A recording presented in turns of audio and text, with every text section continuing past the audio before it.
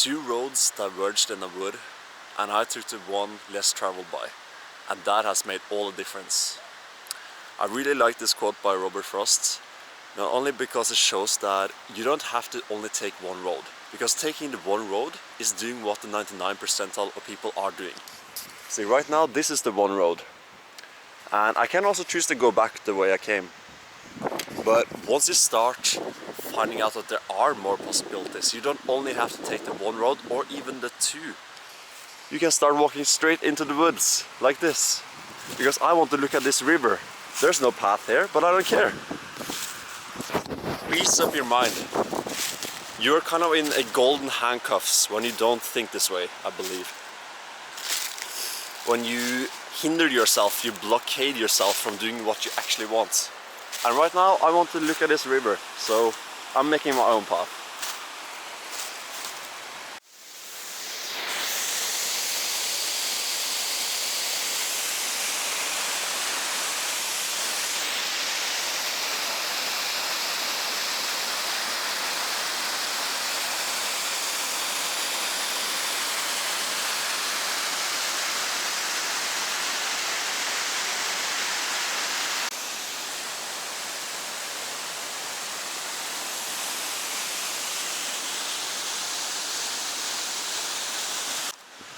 Hello again. I want to talk about why doing what 99% of other people are doing usually gets you what 99% of other people get, and how this hinders you from actually growing into and becoming what you want in life. I believe that to be able to grow and fulfill yourself, you need to at one point step out of the common path and stop following what everybody else is doing. Not only this, well,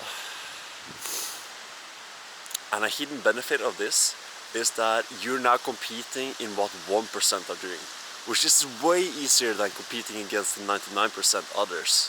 For example, if you are applying for a job that 1,000 people has applied for, see, there's only one person who can get the job, so only one, it would be 1 promille or 0.11% who actually gets the job. Yet you're competing against the 99.9% percentile. However, if you are doing something that only you want to do, for example, starting a company, you are now competing in a way smaller range because very few people are actually starting companies. So yes, starting a company is difficult, of course, you're paving a new path, but you're now competing against way less people.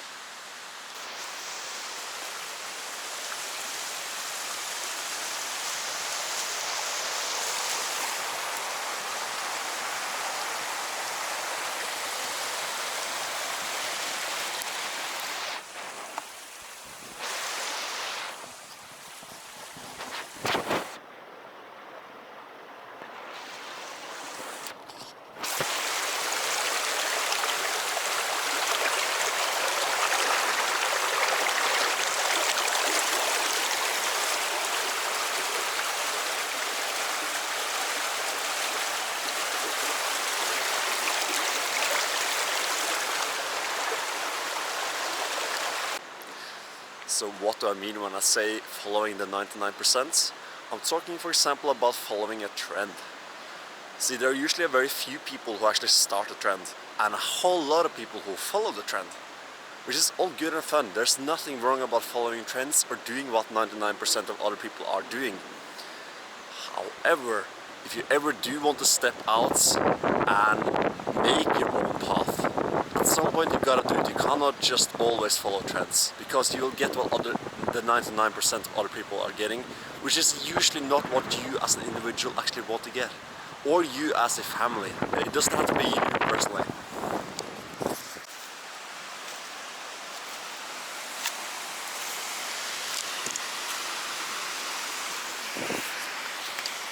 And look at this amazing river.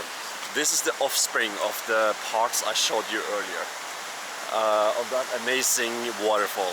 And here is the birth of it. Well, at least its younger life. I'm not sure if this is exactly the birth of it, but it's coming out of this kind of cave-like system over there.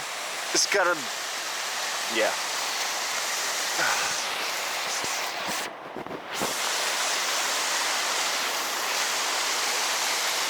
Nature's awesome. It really is. Look at this translucent water. It is so beautiful.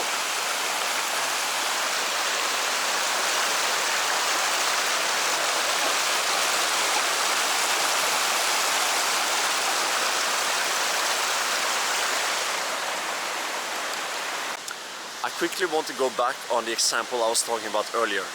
What does it mean to follow what 99% of other people do? Well, I have a nice example I really enjoy doing myself, which is about airplanes. Whenever an airplane is going, most people want to get on the airplane as fast as humanly possible. But that creates a bottleneck, right? So there is a huge competition of being the first in line, and the rest of the people have to wait longer and longer and longer in line. But the 1% are competing on being the last ones on the airplane. And it's very easy to be the last one on the airplane, because there's very few other people trying to be the last person.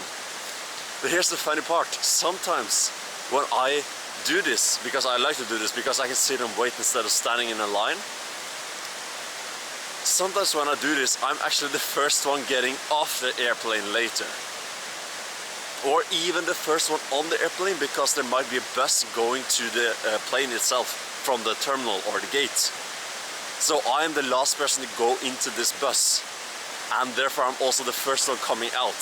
So there are definitely benefits of competing in what the 1% are competing in, aka competing in doing what no other people are trying to accomplish. And it relieves me of summer stress of actually trying to be the first person in the line every time. And I don't have to wait in a queue. I can do whatever I feel like. I can spend longer time at the airport just relaxing, instead of standing in a line for a long time waiting to catch the plane, which everybody is going on anyway. Everybody's going on the same airplane. Nobody's getting to the destination faster than anybody else. So I find this to be very funny. If you ever aspire to become a leader, you cannot become a leader by always following. I simply cannot believe how this would work. At some point you need to make your own path and explore your own options. And when you finally become authentic and honest with yourself when you do this, I believe that this actually draws people to you. You start to connect with people, and they want to start following you because you seem like a person who knows what he's doing. You don't have to actually know what you're doing, but you're at least being confident in yourself because you are honest with yourself. You're authentic to yourself, and you start finding out what you actually want to do in life. And when you do this, you gain a lot of energy, and you become this magnetic personality that draws people in. And there you go, you're now a leader.